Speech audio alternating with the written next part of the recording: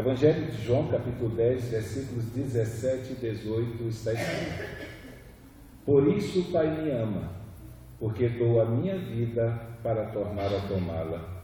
Ninguém me tira de mim, mas eu de mim mesmo a dou. Tenho poder para dar e poder para tornar a tomá-la. Este mandamento recebi do meu Pai. Vamos orar. Deus amado, nós queremos colocar a nossa vida diante de Ti mais uma vez. Queremos pedir que pelo Teu Santo Espírito, Senhor, o Senhor venha iluminar o nosso entendimento nessa noite, a fim de compreender, Senhor, as verdades contidas nesse texto, Senhor, e de que maneira, Senhor, elas podem se tornar relevantes para a nossa vida como cristãos, para a nossa vida como filhos Teus, Senhor, que estão correndo a carreira que o Senhor propôs para nós, Senhor. Nós desejamos, Senhor, correr essa carreira de maneira que, comendo, bebendo ou fazendo qualquer outra coisa, o Teu nome seja glorificado. Por isso, nos ensina, a partir da Tua palavra, Senhor, como nós podemos fazer isso, Senhor, como nós podemos desfrutar, Senhor, dessa nova vida, Senhor, ó Deus, que o Senhor propôs enviando o Seu Filho para morrer na cruz, para nos salvar. Por isso, sê com a minha vida nessa noite, sê com a vida dos Teus filhos e filhas, te pedimos em nome de Jesus. Amém. Capítulo 10 de João, nós nos deparamos com o final de uma trajetória de Jesus, debatendo com os judeus acerca de quem Ele era e acerca do propósito da sua vida. Começando se apresentando como o pão da vida, culminando com a apresentação dele como o bom pastor, através de quem os habitantes de Israel, os judeus, encontrariam acesso ao aprisco de Deus e se tornariam ovelhas do seu pasto, demonstrando claramente que as ovelhas seriam marcadas por ouvirem a sua voz, a qual ele havia dito anteriormente que era a própria palavra de Deus que ele estava pregando.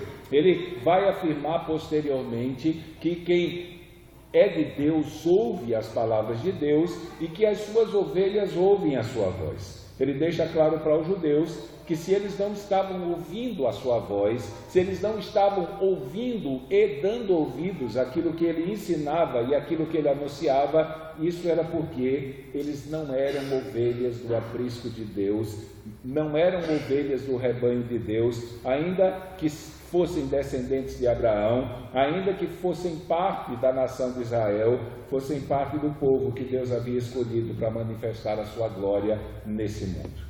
Mas quando Jesus termina de se apresentar como o bom pastor, aquele por intermédio de quem a sua morte conduziria as ovelhas para o rebanho, ele diz para os judeus que não apenas ele havia vindo a esse mundo para que através da sua morte judeus fossem salvos e se tornassem participantes do povo de Deus, do rebanho de Deus que habitaria no seu aprisco, mas também ele anuncia que havia ainda outras ovelhas que não eram judeus, que não eram descendentes físicos de Abraão. Haviam judeus que não, ou haviam ovelhas que não eram da nação de Israel, e ele disse que cumpre a mim buscá-las. E nesse sentido, a partir desse momento, nós somos incluídos nesse rebanho. Todos aqueles que não eram judeus de nascença, todos aqueles que não faziam parte da nação de Israel, que estavam fora dessa realidade, por quem Jesus havia pago o preço na cruz para comprar, Jesus disse, cumpre a mim buscá-los. Então, cada um de nós que estamos aqui nessa noite, que fomos alcançados por essa tão grande salvação, fomos alcançados porque Jesus, ele continua cumprindo a promessa que ele deu. Cabe a mim buscar cada uma dessas ovelhas por quem eu morri na cruz para salvar. Então, se nós estamos aqui e professamos a esperança de vida eterna, a fazemos porque um dia Jesus Cristo veio a esse mundo e morreu naquela cruz no nosso lugar. Essa é a base, esse é o grande alicerce da esperança de todo aquele que crê. Ele se tornou participante da família de Deus, como João diz em João 12, em João 1,12, e ele tem plena confiança e esperança de que a obra que Deus começou, ele vai completá-la, como Paulo prometeu em Filipenses 1,6. Então, nesse sentido, existe uma série de promessas das Escrituras que são dirigidas àqueles que creem, que nos trazem segurança, não apenas da bênção e da companhia de Deus nessa vida, mas também, quando chegarmos ao fim da nossa jornada pela morte, iremos encontrar com Ele no paraíso, e se não experimentarmos a morte até a sua vinda, e Ele voltar para buscar o seu povo, seremos transformados, seremos glorificados, seremos elevados às alturas, e iremos encontrar com o nosso Salvador para habitar com Ele eternamente. Então toda a base da nossa esperança deve-se ao fato do supremo pastor, do bom pastor haver vindo a esse mundo e dado a sua vida pelas ovelhas. E ele vai buscar essas ovelhas e ele deixa claro que o princípio não mudou, o chamado é o mesmo, a salvação ela está fundamentada no mesmo princípio, não importa se é judeu ou não judeu. Paulo deixou isso claro em Romanos capítulo 1,16, quando ele diz que não me envergonho do evangelho de Cristo, porque é o poder de Deus para a salvação de todo aquele que crê, primeiro judeu e também do grego. Isso aqui não é uma ordem estabelecida como mandamento, mas nós temos estudado o livro de Atos e as viagens missionárias de Paulo. Isso era um princípio que Paulo abraçou no que diz respeito a ordenar a maneira como ele iria trabalhar nas suas viagens missionárias. Então Paulo, onde ele chegava, se tem uma sinagoga judaica, primeiro ele pregava para os judeus para depois pregar para os gentios. Existem algumas exceções quando ele chega e prega para judeus e gentios ao mesmo tempo, mas o modo operante de Paulo era esse. Ele primeiro anunciava o evangelho para aqueles a quem as promessas de Deus haviam sido feitas, promessas de salvação, promessas de redenção. Então ele deixa claro, tanto para os judeus como para os não judeus, que a igreja que ele veio formar é a comunidade de pecadores que ouviram a sua voz e seguiram a ele, que tem como estilo de vida uma vida devotada ao serviço do seu Salvador e Senhor. Essa é a grande marca da igreja de Cristo. É uma igreja que serve, que ou foi trazida a esse mundo para que a partir dela o serviço ao reino de Deus continuasse operando. Então nós somos a comunidade daqueles que buscam servir a Deus e não que buscamos ser servidos dele. Quando nós temos a compreensão dessa realidade, a nossa vida muda. Quando temos a compreensão dessa realidade, a vida da comunidade muda. Por quê? Porque o que há de mais importante na caminhada e na trajetória do povo de Deus é buscar em primeiro lugar o seu reino e a sua justiça. E as outras coisas, as demais, Deus se responsabilizará em acrescentar.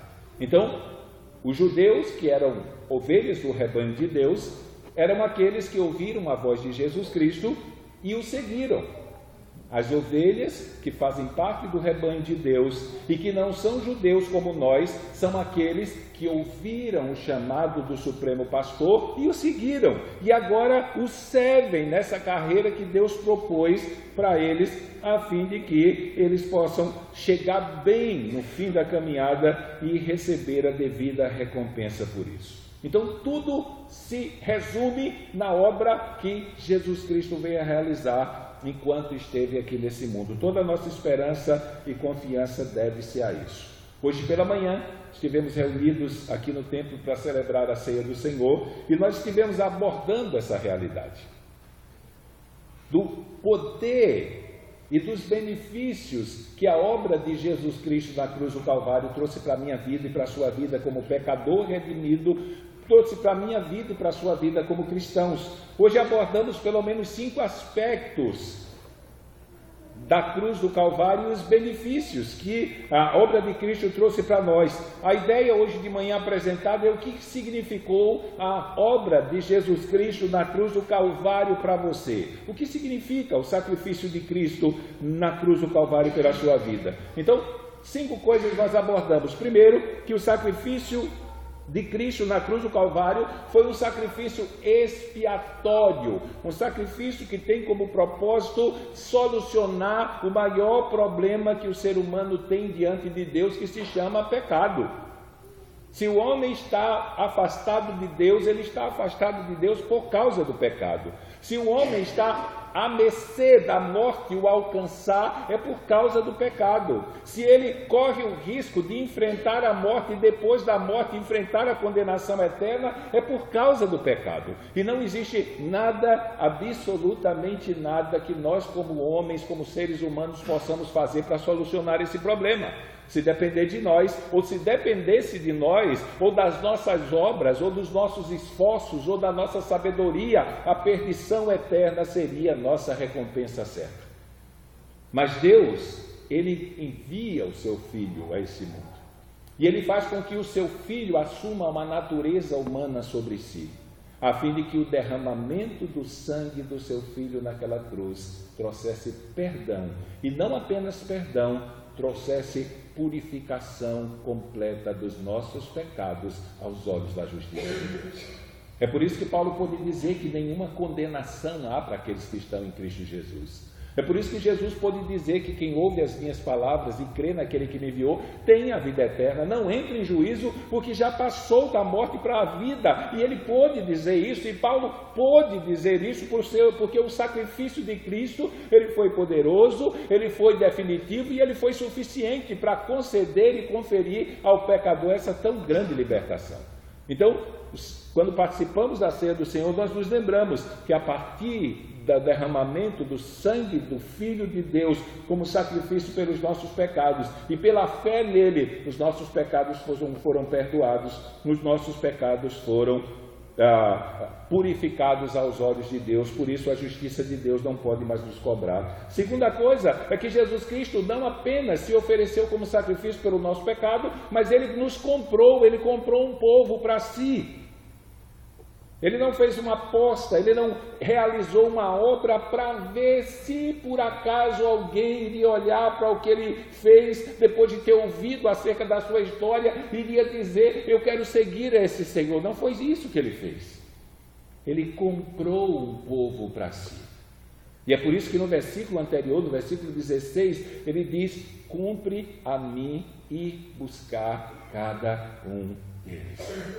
Cada uma das ovelhas que estão fora do aprisco eu vou buscar, porque ele comprou cada um, ele pagou o preço para que esses pecadores se tornassem povo seu, a fim de que eles habitassem eternamente com ele. Terceira coisa que nós vimos de manhã é que o sacrifício de Cristo por nós é o único meio através do qual, pela fé, o pecador herda a vida eterna. Então, quando professamos a nossa certeza de salvação, não fazemos porque nos achamos melhores que as outras pessoas. A graça de Deus não permite que nenhum ser humano pense dessa maneira. Todos estão debaixo do pecado, e por causa do pecado estão debaixo da maldição de Deus, e debaixo da maldição estão sob a tutela da condenação, a menos que eles olhem para a cruz e reconheçam que lá o Filho de Deus, ele foi oferecido como sacrifício pelos seus pecados, ele derramou o seu sangue pelos seus pecados, e que se eles se arrependerem dos seus pecados, o Deus que é fiel e justo, ele vai perdoar, e vai purificar, e vai conceder vida eterna. Isso Jesus deixou claro em Lucas capítulo 24, quando ordena aos seus discípulos que em todas as nações se pregasse arrependimento para a remissão de pecados. Então, a cruz foi a solução de Deus para o nosso pior problema, o problema que nós não poderíamos resolver nunca. Mas Deus foi tão bondoso, e Ele, em quarto lugar, foi tão amoroso, que Ele resolveu dar o seu Filho por nós, a fim de que eu e você nele pudéssemos ter esperança de vida e de vida eterna, e a certeza de que nós vamos habitar com o nosso Deus quando partirmos dessa vida por porvir, quer pela vinda dele para buscar o seu povo e julgar o mundo, quer pela nossa morte. Então, nesse sentido, nós somos o povo mais seguro desse mundo. Porque se a nossa salvação, a nossa esperança, a nossa segurança dependesse de nós, estávamos na perspectiva de que, de alguma maneira, no curso da nossa história, as nossas falhas e os nossos erros poderiam afetar ou até remover a nossa segurança. Mas como a nossa confiança está depositada na obra que o próprio Deus realizou para nos salvar, E aquilo que Deus faz é perfeito, aquilo que Deus faz é eficaz, aquilo que Deus faz é poderoso, e aquilo que Deus faz é suficiente, então nós podemos descansar. E podemos continuar a nossa carreira com toda a luta que se levantar, porque Ele não negou isso. Na carta aos Hebreus, no capítulo 12, o escritor diz que nós devemos correr a carreira que Deus propôs para nós, olhando firmemente para Jesus. Ele é o fundamento de todas as bênçãos que Deus confere a pecadores. Mas Ele alerta que essa corrida vai ser uma corrida de obstáculos, e o tempo todo o pecado e coisas que não são pecado tentarão se levantar para se opor à trajetória da nossa carreira. Mas Ele diz: não desvie o olhar, ainda que seja difícil a carreira, olhe para Jesus, que você vai cruzar a linha de chegada. Olhe para Jesus, que a sua medalha vai estar garantida no final da jornada. E é nessa carreira que nós centralizamos a nossa prédica nessa manhã, e aquilo que falamos dessa manhã tem tudo a ver com esses 2 versículos aqui. Porque hoje pela manhã nós tratamos a realidade de que a obra de Jesus Cristo na cruz, ela tem uma lição importante para nós. Ela nos mostra como um filho de Deus deve reagir ao mal que ele sofre produzido por outras pessoas. Se alguém lhe faz um mal, o que é que você faz com essa pessoa? Normalmente, por força da nossa natureza pecaminosa, nós somos movidos e impulsionados a pagar com a mesma moeda, ou a devolver o mal com o mal.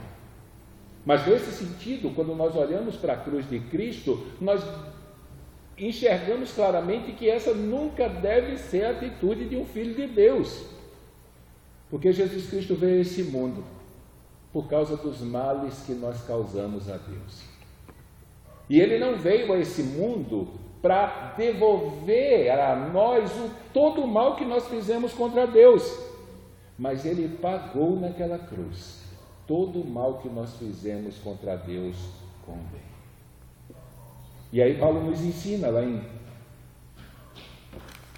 Colossenses 1,15, ou em 1 Tessalonicenses 5,15, que nós não devemos de maneira nenhuma retribuir o mal com o mal, mas nós devemos perseguir o bem, ainda que o nosso coração esteja nos impulsionando e a nossa mente carnal esteja dizendo: desconta com a mesma moeda.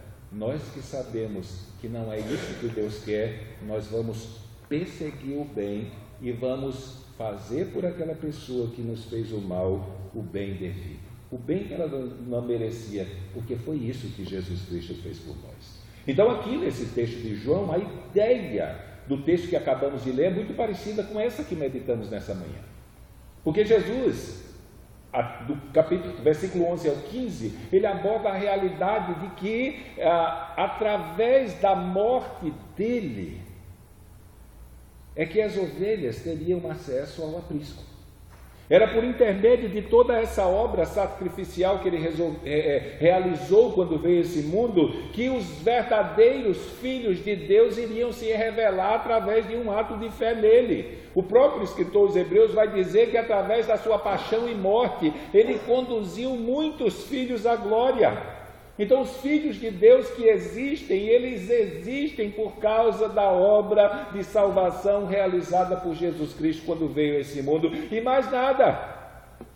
Os filhos de Deus existem por causa da obra oferecida por Deus através do sacrifício do seu Filho na cruz do Calvário, a ponto do escritor aos Hebreus, lá no capítulo 10, do verso 26 e diante, ele diz que se alguma pessoa tem conhecimento dessa verdade e simplesmente não dá ouvidos e segue a Jesus Cristo, mas segue outros caminhos, ele diz que não resta mais sacrifício, não existe mais nenhuma esperança para essa pessoa. Se ela rejeitou a obra de Cristo como meio de salvação, como princípio através do qual Deus salva o pecador, perdoando os seus pecados, então a perdição eterna, o castigo eterno, o inferno, o lago de fogo e o tormento será o destino dela. Ele vai dizer lá no 10:26, se alguém ouvindo aquilo, tendo conhecimento da verdade, ela simplesmente virar as costas para isso, já não resta mais sacrifício. ela não vai encontrar em nenhum lugar, em nenhuma religião, em nenhuma ideologia ou filosofia, um ensinamento que possa conduzi-la ao perdão dos pecados, porque somente o sangue de Jesus Cristo, Filho de Deus, derramado na cruz, é que proporciona perdão para os nossos pecados, e tendo o pecado perdoado, a esperança de vida, não apenas nesse mundo com Jesus, mas a vida eterna ao seu lado. Então terminamos pela manhã lembrando que a ideia é: aquele que diz que está nele, que está em Jesus Cristo, também deve andar como ele andou. E Pedro diz em 1 Pedro 2,21, deixando-nos o exemplo para que sigais as suas pisadas. E aqui nesse texto, no versículo 17 e 18, nós podemos tirar pelo menos 3 lições para nós, que podem ser aplicadas à nossa vida. Diante daquilo que Jesus falou aqui, nós podemos ser edificados por isso. Eu gostaria de ler o texto mais uma vez, o versículo 17 e 18 do capítulo 10 de João diz o seguinte: por isso o Pai me ama, porque dou a minha vida para tornar a tomá-la. Ninguém a tira de mim, mas eu de mim mesmo a dou, e tenho poder para dar e poder para tornar a tomá-la, porque este mandamento recebi do meu Pai. Então, em primeiro lugar, essa afirmação de Jesus Cristo, essas afirmações nos dizem que Jesus viu toda a sua vida como um ato de obediência a Deus.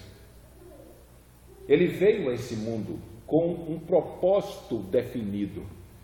Ele veio a esse mundo e passou por esse mundo com uma trajetória já anteriormente, ou como nós vemos nas cartas de Paulo, eternamente agendada.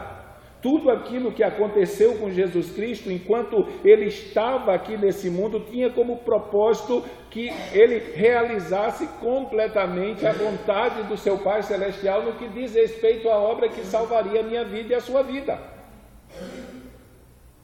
E quando nós pensamos nessa atitude de obediência, esse relacionamento entre um filho e um pai, obedecendo ele completamente, então não temos outra coisa para descrever o relacionamento de Jesus Cristo com Deus, a não ser apresentando Jesus Cristo como Filho de Deus.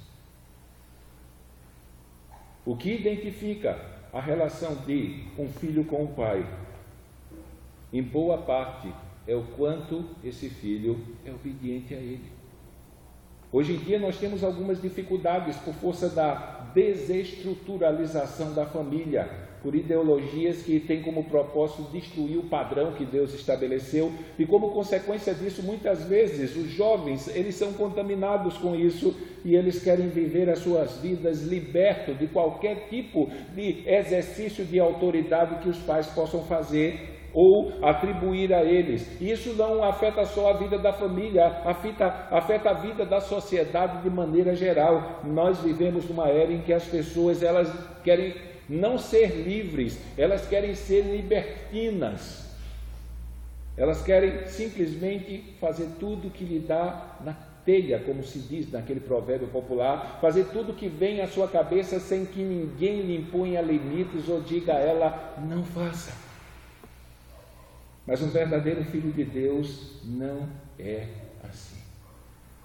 Uma das primeiras coisas que um filho de Deus ele reconhece é que mesmo mantendo uma relação de comunhão com o Criador e mesmo havendo sido liberto da condenação e da culpa que os seus pecados poderiam trazer, ele não tem o direito de fazer com a sua vida o que quer. Ele não tem.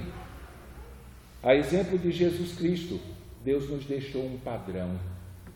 Deus nos deixou um caminho que é traçado na sua palavra. Cada passo que devemos dar, que tipo de comportamento nós devemos ter, que tipo de palavras nós devemos usar na nossa linguagem, tudo isso está contido nesse manual que Deus nos deixou a fim de que nós pudéssemos viver para a sua glória. E como Jesus Cristo, quando ele veio a esse mundo, ele tinha a disposição de coração e de alma de obedecer a Deus até as últimas consequências, até a morte de cruz. Então, se nós somos filhos de Deus, essa atitude deve estar no nosso coração. Lembra que Jesus disse no verso 16: que eu e você, como ovelhas dele, que não fazemos parte do aprisco judaico, nós daríamos ouvidos à sua voz. E a resposta de como nós deveríamos dar ouvidos à sua voz, ele responde com seu próprio testemunho. Quando ele veio a esse mundo, ele obedeceu a Deus. Ele obedeceu completamente a Deus. Ele disse aos seus discípulos que ele veio a esse mundo para fazer não a sua vontade, mas a vontade do Deus que o enviou. Ele veio aqui para fazer a vontade do Pai, e isso não deve se tornar diferente para mim e para você. Qualquer que fosse o preço que tivesse que ser pago pela vontade de Deus, mas ele veio aqui a esse mundo para fazer a vontade de Deus, e como filho de Deus, ele fez isso de forma completa, ele fez isso de forma absoluta. Então, ser filho de Deus desse mundo traz sobre nós uma série de privilégios. Nós citamos alguns hoje de manhã e relembramos aos irmãos: os nossos pecados foram perdoados, nós fazemos parte do povo de Deus e não tem ninguém que possa nos arrancar mais das mãos do nosso pastor depois que ele nos alcançou. Nós nos tornamos herdeiros da vida eterna por causa da obra dele. O fato de havermos sido alcançados é uma prova de que o amor paternal de Deus foi derramado sobre a nossa vida e nós estamos caminhando com o fim certo. Mas o fato de termos privilégios também traz sobre a nossa vida, como filhos de Deus, responsabilidades. Porque agora, como irmãos de Jesus Cristo, e pelo fato de que as pessoas não podem mais olhar para Jesus Cristo porque ele não está mais aqui, então, se alguém quiser saber como Deus é, e se alguém quiser saber hoje como Cristo é para nós que eles vão olhar. É para a minha vida e para a sua vida. E eles vão esperar encontrar em mim e em você, como Paulo diz na carta aos Filipenses, os mesmos pensamentos ou os mesmos sentimentos que houveram em Cristo Jesus.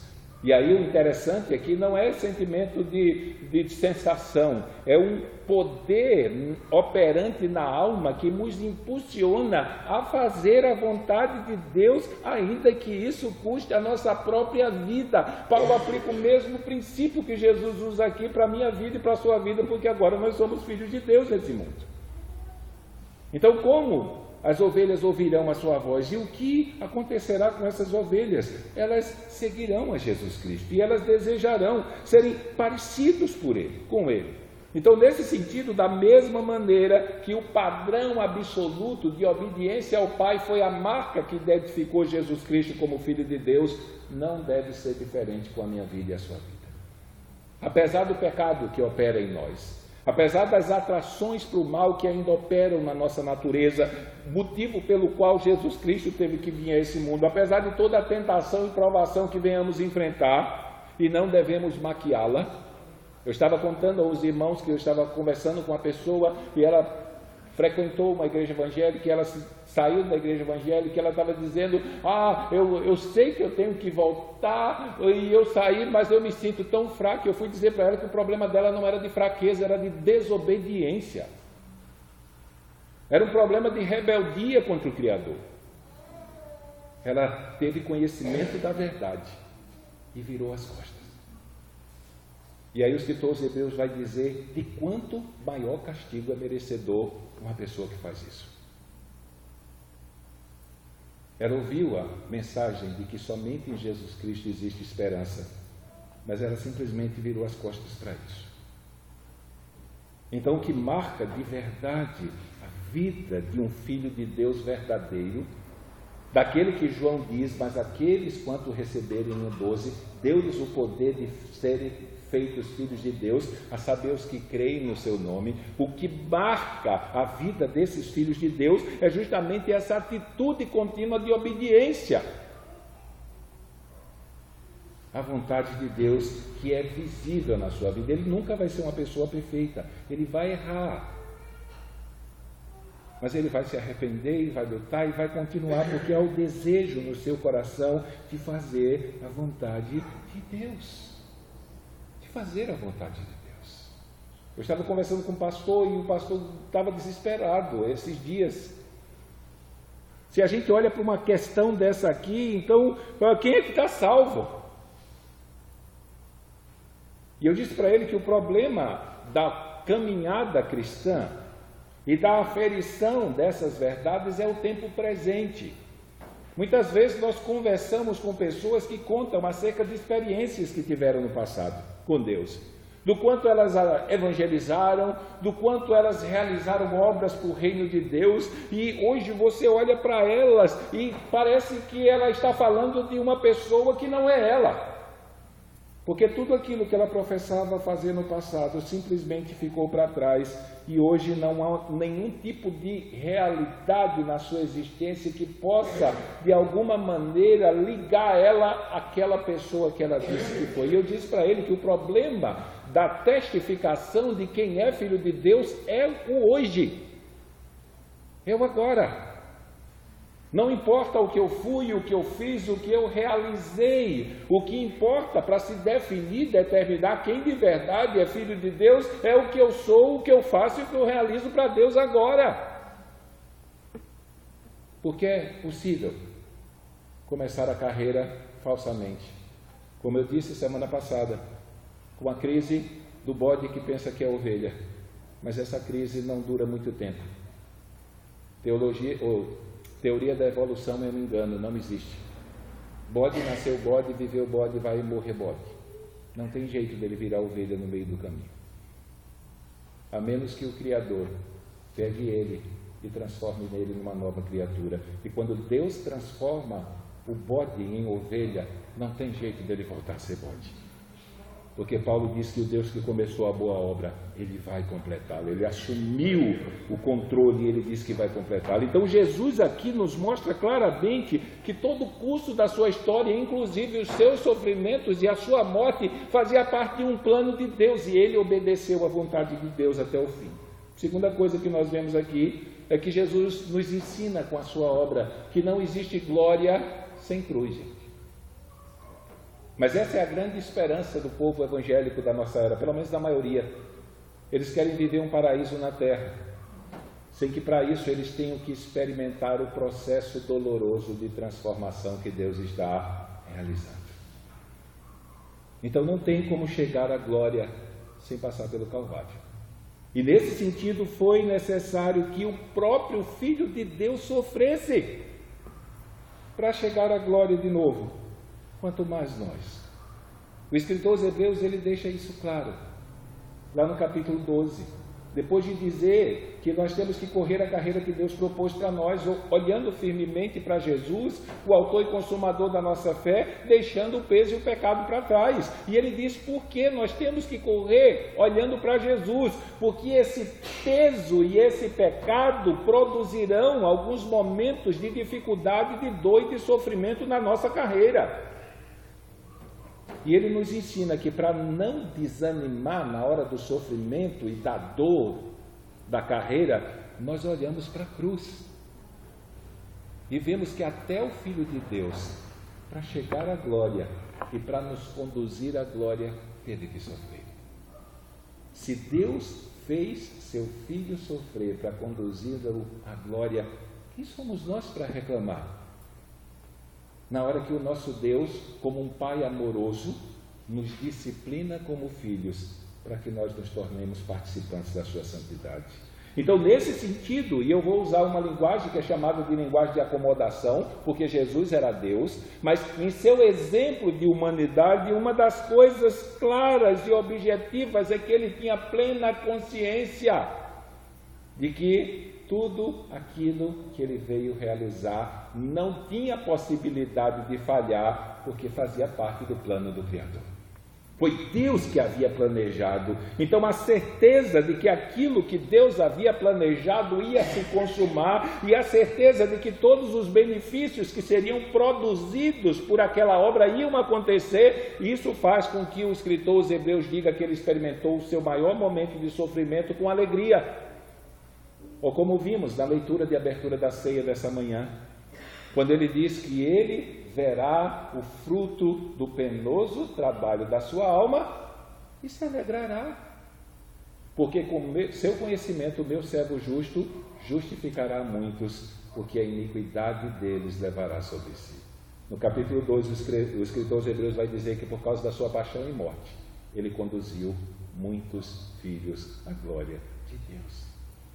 Então Jesus Cristo, ele veio para realizar uma obra que não tinha como não dar certo, apesar dos sofrimentos que se iria trazer. Então, para chegar à glória, é preciso passar pelo Calvário. Isso não é, volto a dizer, gente, não é diferente para mim e para você.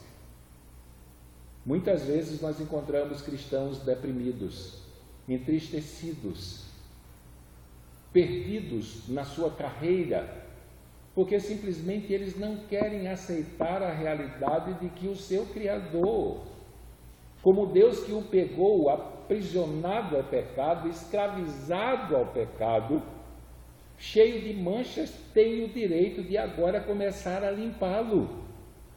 E Ele vai limpar a nossa vida até nós chegarmos ao fim da carreira, para que nós nos encontremos com Ele no final perfeito. E às vezes essas limpezas que Deus faz doem um pouco. E o que é que eu e você fazemos? Primeiro, olhamos para Jesus.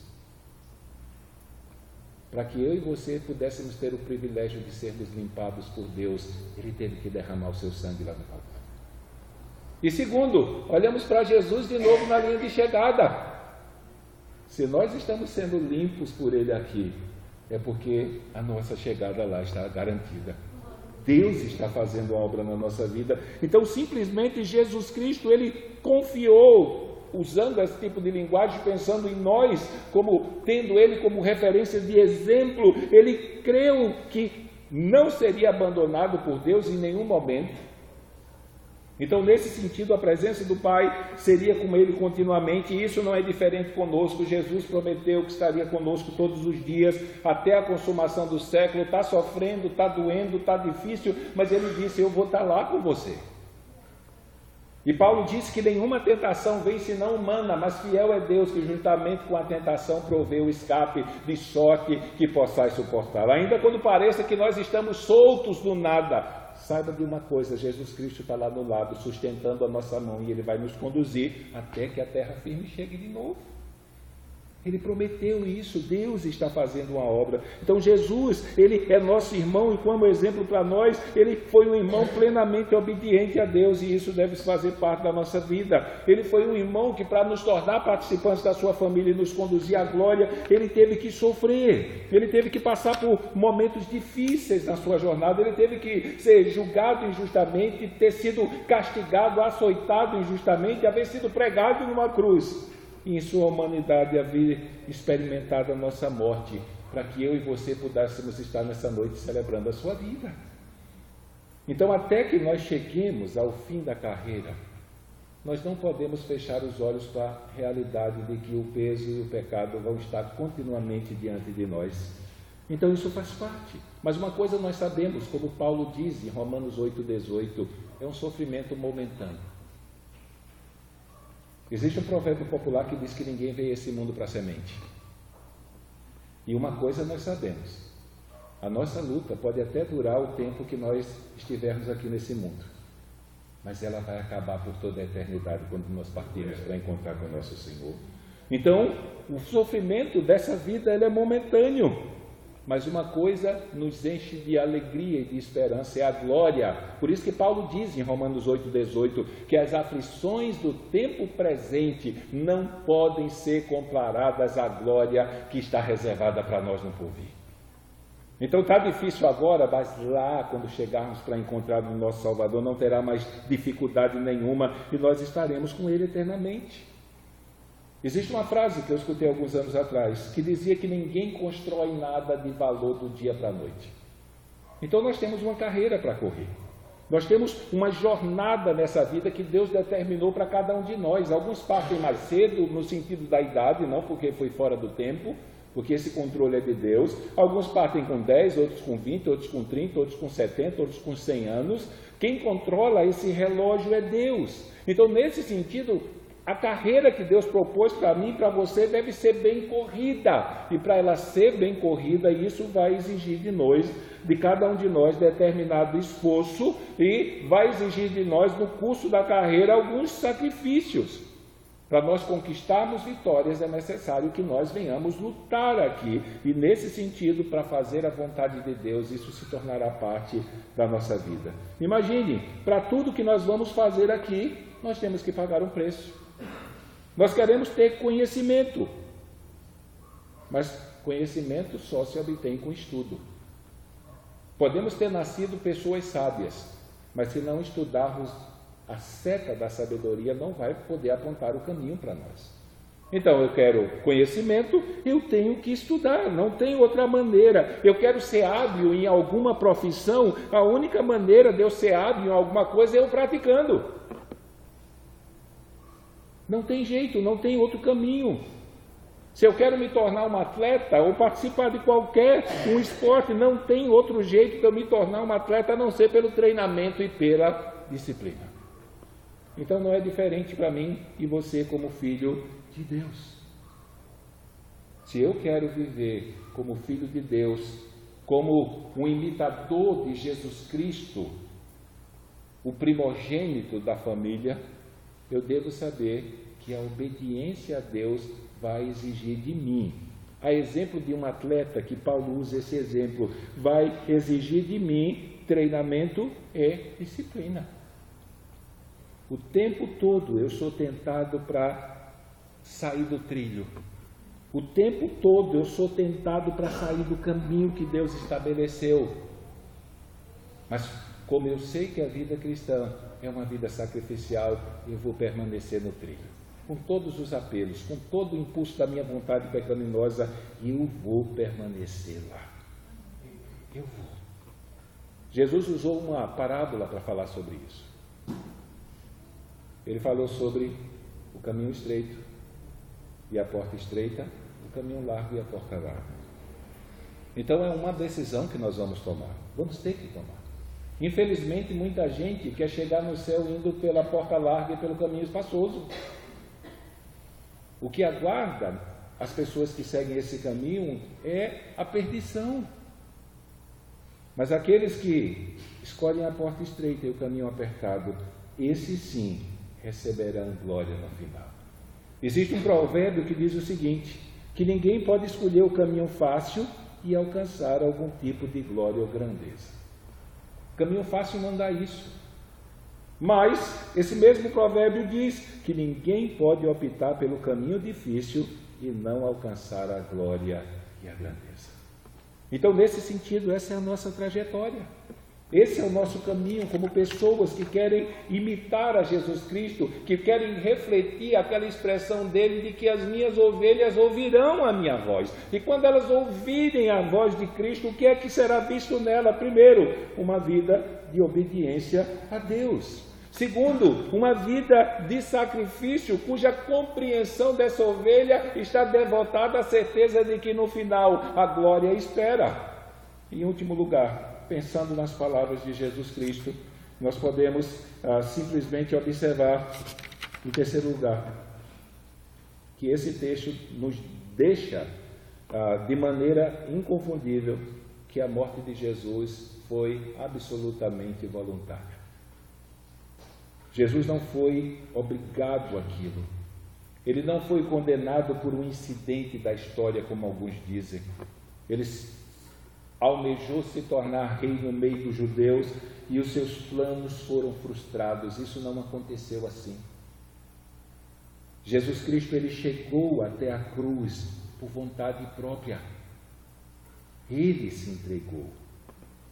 E ele disse aqui, sou eu que vou dar a minha vida pelas ovelhas. Nós não podemos negar que Deus se utilizou de instrumentos. Ele se utilizou da dureza do coração dos judeus. Ele se utilizou da cegueira do Império Romano, das autoridades. Paulo vai dizer isso, que se as autoridades tivessem crido, eles nunca teriam crucificado o Rei da Glória. Mas, em última instância, quem levou Jesus Cristo para a cruz foi Ele mesmo. Lá em Mateus, capítulo 26, verso 53, lá no jardim, Pedro pega a espada e vai defender Jesus Cristo, e ele, olha, não faça isso. Se eu quisesse me defender, eu teria clamado ao Pai, ele mandava ali legiões. para vir me defender. Ele tinha autoridade para isso, mas ele mesmo se entregou. Quando ele se defrontou com Pilatos, e Pilatos cometeu o erro de dizer: você não sabe que eu tenho autoridade para me soltar?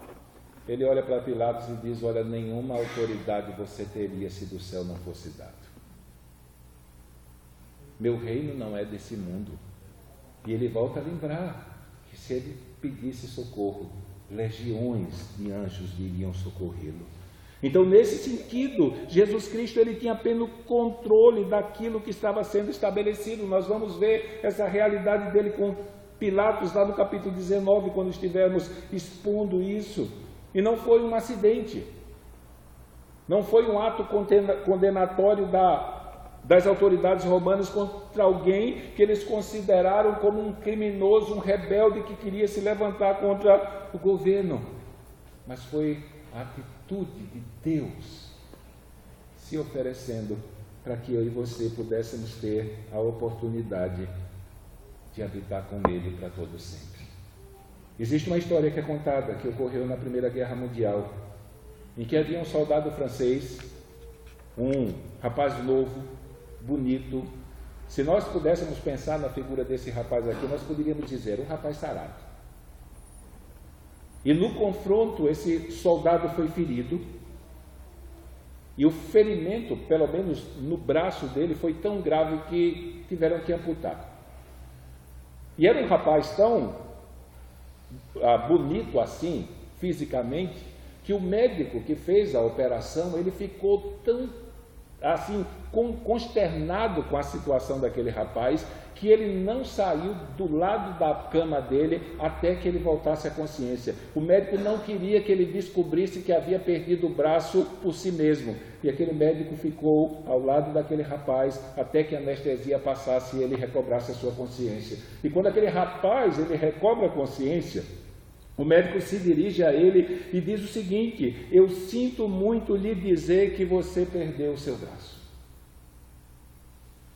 E quando ele dá essa notícia para o rapaz olha para ele e diz: Senhor, eu não perdi o meu braço, eu o entreguei pela França. Foi isso que Jesus fez pela minha vida e pela sua vida. Ele foi até o fim, porque ele pensava em você, pensava em mim e pensava em todas aquelas ovelhas que ele comprou lá na cruz. Ele não perdeu a sua vida, ele a entregou. Não mataram ele, ele escolheu morrer. Não lhe foi imposto a cruz, não era uma obrigação, mas ele aceitou a cruz voluntariamente. Volto a lembrar, para que eu e você pudéssemos estar reunidos aqui com esperança de vida e de vida eterna. Tudo se resume na cruz. Eu tenho esperança por causa da cruz, eu tenho vida por causa da cruz, eu tenho segurança por causa da cruz, eu tenho certeza por causa da cruz, porque foi ali que o Deus que não desistiu de nenhum de nós se entregou voluntariamente e experimentou a morte, para que eu, você e todos aqueles que de verdade creem nele passem a eternidade ao seu lado nos céus. Então, curva a sua cabeça, pense nisso. Por isso que nós dizemos, e foi escrito por João, que é a grande prova de amor dele. Deus amou o mundo de tal maneira que deu o seu Filho unigênito, para que todo aquele que nele crê não pereça, mas tenha vida eterna. Então, curva a sua cabeça, pense nisso, pense nessa obra maravilhosa que ele fez para lhe salvar. O Filho de Deus desceu da sua glória, veio a esse mundo, assumiu um corpo físico, somente para que através da sua humanidade ele assumisse a nossa culpa, assumisse os nossos pecados e recebesse o castigo que nós merecíamos. Para que através dele eu e você pudéssemos ver a escada em direção aos céus construída e o livre acesso para Deus para nós. Mas o caminho é esse. Ele diz que se pregasse o arrependimento para perdão dos pecados. Então, se você não tem certeza de vida eterna, é porque você ainda tem a culpa dos seus pecados sobre os seus ombros. E se tem a culpa sobre os seus ombros, você também tem o castigo. Mas Cristo morreu naquela cruz para que você se livre disso e possa viver esperança, porque quando cremos nele, a nossa culpa é removida, e se a culpa foi removida, o castigo foi junto, e agora estamos livres para servi-lo e para guardar a sua vida. Por isso, coloque a sua vida diante dele nesse momento. Coloque. Ele veio a esse mundo para nos socorrer e para nos abençoar. Queria chamar a equipe de louvor aqui em cima. Eu quero que você continue com seus olhos fechados e a sua cabeça curvada, e pense nisso. Pense naquilo que Jesus Cristo fez para lhe salvar. Pense.